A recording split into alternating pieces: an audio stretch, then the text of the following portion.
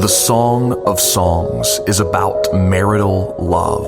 Love longed for and love just begun. Love in waiting and love that has come.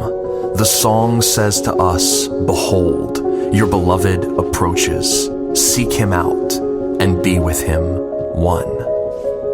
The song is made up of multiple songs placed together to become more than the sum of their parts. For yes, individually they speak intimately about a bride's love for her groom and a groom's love for his bride. They speak intricately of sexual attraction, both longed for and supplied.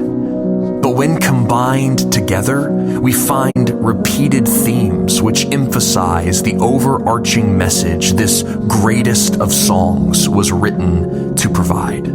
The first theme is found in this repeated line, "I adjure you, daughters of Jerusalem, don't awaken love until its proper time." This line always follows an intense moment of intimacy experienced between the husband and the bride. In each of these moments, we experience the height of affection, the pinnacle of passion, and it is in these contexts that we also get a caution. Don't awaken love until its proper time. Which means, in some of the most intimate moments of the song you can get, the daughters of Jerusalem, the unmarried, the unwed, hear a loud and clear, "Not yet." Nevertheless, after every "I adjure you," after every "not yet," the daughters also hear a promise.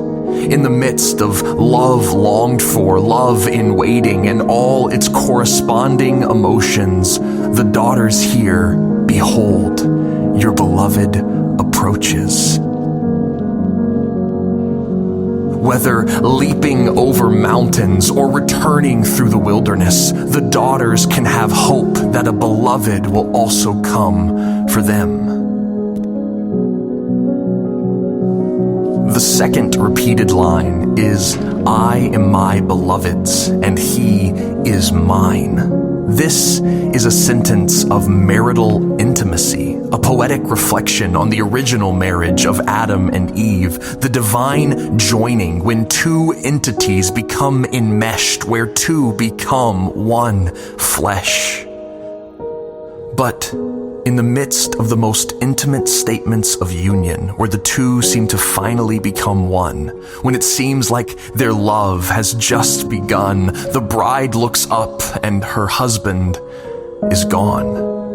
This second repeated line, "I am my beloved's and he is mine," is always followed by an intense experience of absence, a sorrowful moment where the bride looks for her husband. She searches but cannot find. She searches everywhere for him, in her house, outside, in the streets, anywhere she thinks her beloved might be sought. But in each of these we see the same lament, we hear the same thought, "I sought him, but found him not." Even here, in the greatest of songs, about the greatest of lovers, the bride herself becomes a victim of longing, like Jerusalem's daughters. For her groom has left her presence and has drawn away farther, leaving her alone, sick with love and dreading his departure. But the bride never loses sight of her bridegroom's love for her. Even when he is absent, she trusts he will return. Which is what we hear as the song ends and the bride's singing is almost done. We hear her final words, "Make haste, my beloved." The poem ends not with the husband near, but with the bride left alone. Her song ends not with immediate fulfillment, but ultimately with hope.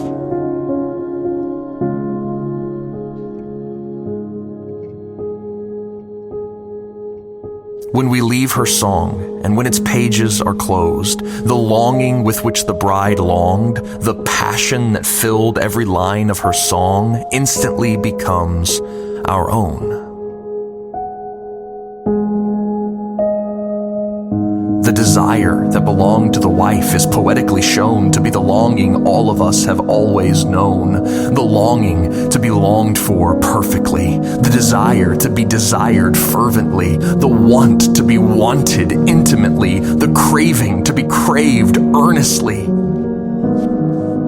But no love has ever filled this longing permanently. No relationship could ever still this passion totally. In fact, many of us have only ever experienced love as a perversity.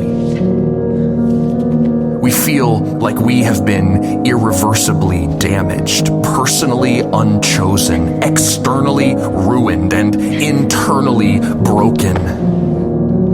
But it is to you that this greatest love song has eternally been spoken. For whether you feel like the bride